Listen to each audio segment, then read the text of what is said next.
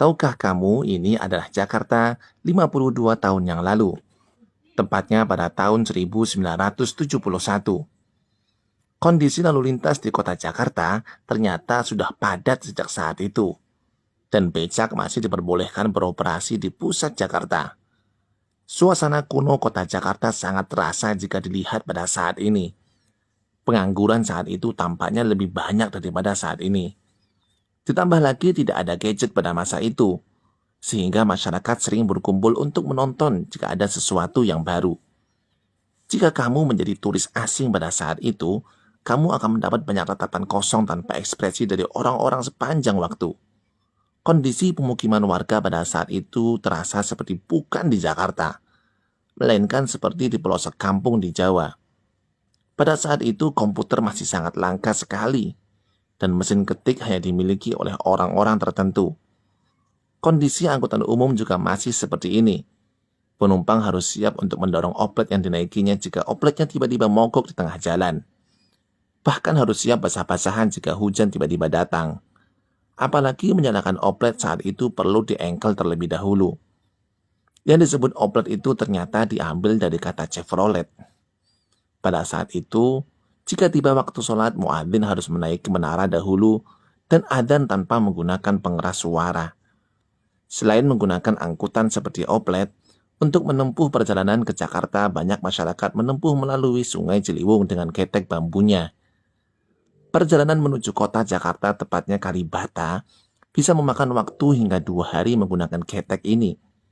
Saat malam hari mereka akan berhenti dan menginap di perkampungan yang dilalui. Pada saat itu anak-anak akan berlarian jika ada turis asing, apalagi menggunakan perahu karet, di mana tidak ada seorang pun di sana yang memilikinya. Mereka mengira Belanda kembali lagi. Sebenarnya saya penasaran bagaimana pendidikan pada saat itu.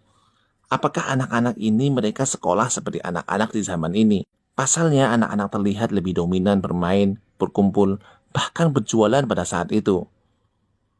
Air Sungai Ciliwung saat itu sepertinya masih terlihat sangat bersih sekali. Sehingga warga banyak yang beraktivitas di sepanjang Sungai Ciliwung. Mulai dari mencuci beras, mencuci baju, mandi, bahkan buang air besar. Uniknya, menurut Gubernur DKI pada saat itu, masyarakat menganggap air sungai lebih bersih daripada air dari Grand Hotel Indonesia.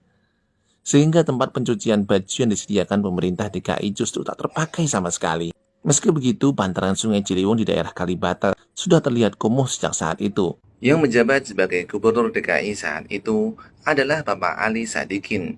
Di sini, beliau masih terlihat sangat muda dan energik sekali. Qadarullah, beliau sudah meninggal pada tahun 2008 lalu, yaitu di umur 82 tahun. Semoga Allah ampuni dan rahmati beliau. Pada saat itu juga, perjudian semacam kasino masih legal. Bahkan, sebagian pendapatan DKI Jakarta berasal dari kasino-kasino tersebut. Saat itu juga, yang menjabat sebagai Kapolri adalah Bapak Hugeng Iman Santoso, yang namanya disebut oleh Gus Dur sebagai polisi paling bersih di Indonesia. Qadarullahnya, beliau juga telah meninggal pada tahun 2004 lalu, yaitu di usia 83 tahun. Semoga Allah juga ampuni dan rahmati beliau. Itulah sepenggal kisah Jakarta 52 tahun yang lalu.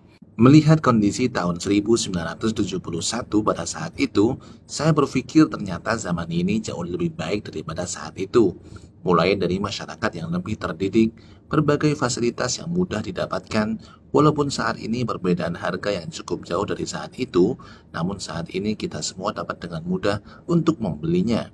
Meskipun saat itu tampaknya begitu primitif dan memprihatinkan, namun sepertinya ada satu perbedaan paling mencolok di mana pada masa itu jauh lebih baik daripada masa kini, yaitu kondisi udara saat itu jauh lebih baik daripada saat ini. Iya enggak? Jika saat ini kamu ada yang merasa biasa-biasa saja dan tak berguna, sepertinya kamu perlu pergi dengan mesin waktu ke 52 tahun yang lalu. Dengan kondisimu dan pengetahuanmu saat ini, kamu mungkin akan menjadi orang yang paling cerdas dan keren di zaman itu.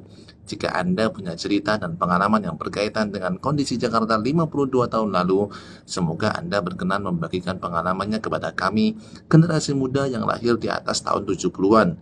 Apalagi jika Anda termasuk orang yang terlihat pada video-video ini. Terima kasih.